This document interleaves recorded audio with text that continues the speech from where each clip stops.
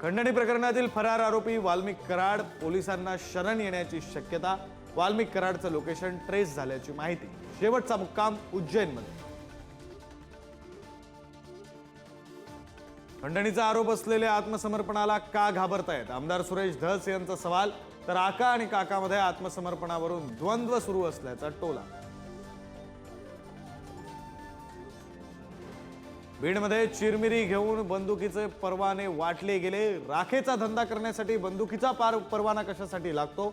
आमदार सुरेश धस यांचा सवाल। राख व्यवसायाकडे लक्ष द्या, पर्यावरण विभागाला आवाहन।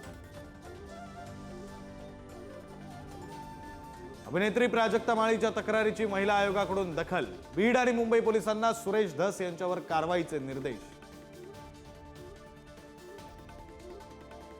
बीड बनतंय क्राईम कॅपिटल। बीड जिल्ह्यात 11 महिन्यात तब्बल 40 खुनाच्या घटना तर हत्येचा प्रयत्न केल्याच्या 178 घटना घडल्याची माहिती।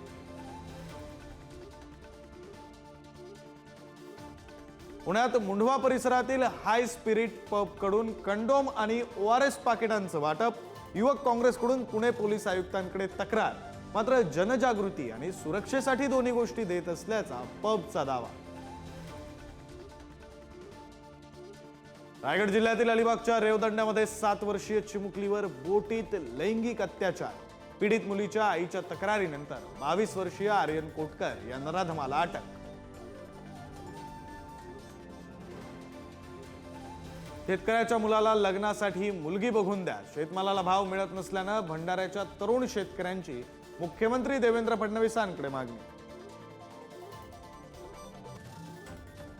महाराष्ट्राचं कुलदैवत खंडोबा देवाच्या सोमवती यात्रेनिमित्त जेजुरी गडावर भाविकांची गर्दी। खंडोबाची पालखी कऱ्हा स्नानासाठी मार्गस्थ।